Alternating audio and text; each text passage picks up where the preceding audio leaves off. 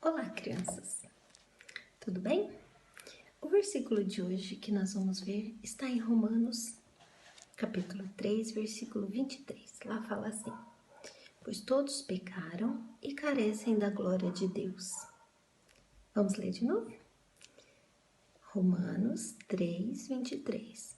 Pois todos pecaram e carecem da glória de Deus. E para ilustrar esse versículo, eu vou contar uma história para vocês. De dois rapazes. Esses meninos eram dois irmãos, o Luiz e o Carlos. Esses dois meninos cresceram juntos e eram muito amigos, brincavam muito juntos e se gostavam muito. Porém, o Luiz, na escola, se esforçava muito, fazia todos os deveres de casa, todas as tarefas e tirava notas muito boas. Aí ele conseguiu, com muito esforço, terminar o colégio, fez a faculdade e se formou, se tornou um juiz. Aí ele se casou, teve seus filhos e conseguiu comprar uma bela casa. Porém, o seu irmão Carlos não seguiu o mesmo exemplo do Luiz. Carlos era preguiçoso, não queria saber de estudar, só tirava nota ruim, não fazia as tarefas e também não escutava os conselhos dos seus pais. Então ele foi muito mal na escola, nem conseguiu se formar e aí ele não conseguia arrumar trabalho. Ele arrumava um emprego, daí ele saía, aí ele ia para outro emprego, daí ele saía também. E um dia, Carlos estava precisando de dinheiro, só que em vez de ele trabalhar para ganhar o dinheiro, ele resolveu roubar. E ele resolveu roubar um banco. Aí Carlos foi tentar fazer aquele assalto, mas ele nunca tinha assaltado o banco e a polícia acabou pegando ele.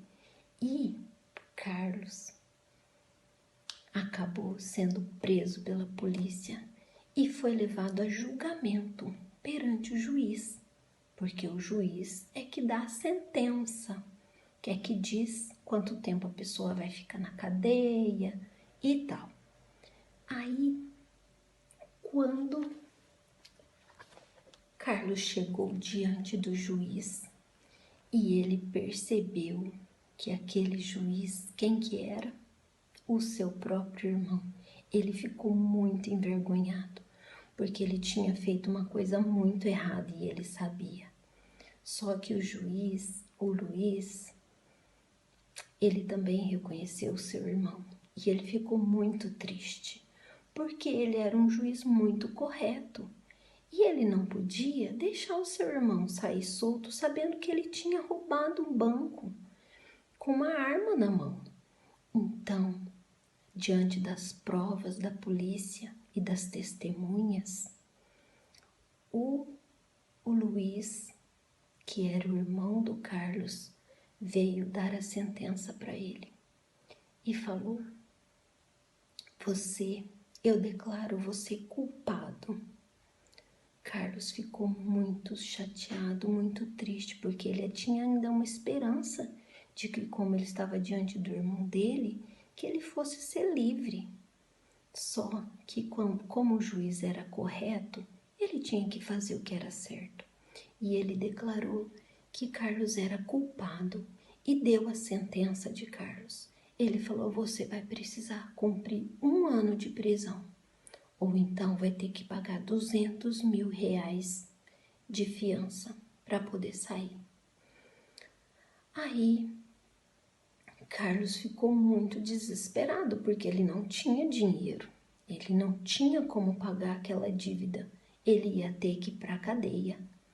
Só que depois que terminou o julgamento, Luiz procurou seu irmão Carlos e falou: Carlos, como eu amo muito você, você é meu irmão. Faz muitos anos que a gente não se via, mas eu amo muito você. Então, eu vou pagar a sua fiança e você vai poder ficar livre.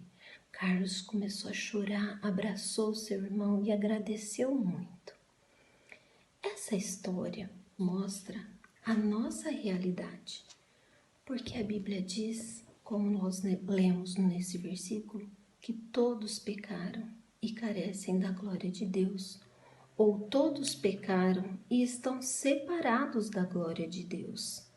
Nós somos como Carlos, que fez uma coisa muito errada, e Deus é o juiz que vai nos julgar um dia. E a Bíblia fala que o salário do pecado é a morte. Então a sentença que nós teremos que receber não era um ano de cadeia como Carlos, mas sim a morte. Nós deveríamos morrer. Mas a exemplo do que o Luiz fez pelo seu irmão, Deus também, como Ele nos ama muito, Ele também pagou a nossa dívida. Só que foi um preço muito mais alto. Ele enviou seu próprio filho para morrer em nosso lugar, para morrer a morte que nós tínhamos que morrer por causa do nosso pecado.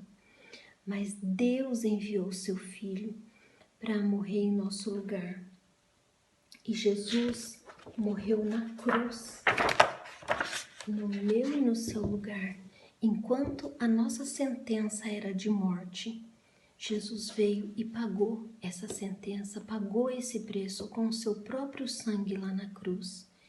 E se nós queremos ser justificados pelo sangue de Jesus e ficarmos livres da morte e do inferno, nós precisamos entregar nossa vida para Jesus, nos entregar a Ele e pedir para que Ele more no nosso coração, para que Ele venha na nossa vida.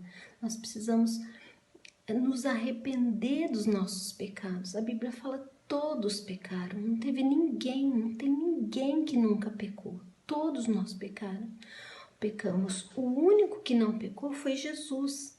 Por isso que ele pôde pagar essa dívida, porque ele não tinha pecado. Então Jesus morreu no meu e no seu lugar, para que nós um dia pudéssemos morar no céu com Deus e poder ver a face dele e sermos perdoados de todo o nosso pecado. Jesus é o único que nos pode dar salvação e nos perdoar dos nossos pecados. Então, meu amigo, eu convido você hoje a entregar sua vida para Jesus, a pedir que Ele perdoe os seus pecados, para que Ele lave o seu coração e venha morar na sua vida, tá bom? Para que você possa se tornar filho de Deus. A Bíblia diz que a todos aqueles que o receberam, deu-lhes o poder de serem chamados filhos de Deus, de serem feitos filhos de Deus, a saber, aos que creem no seu nome. Então, a nossa fé tem que estar apoiada em Jesus, no Filho de Deus, pois só Ele é o caminho, é a ponte para o céu. Jesus é o único caminho para o céu. Tá bom? Que Deus te abençoe e até a próxima.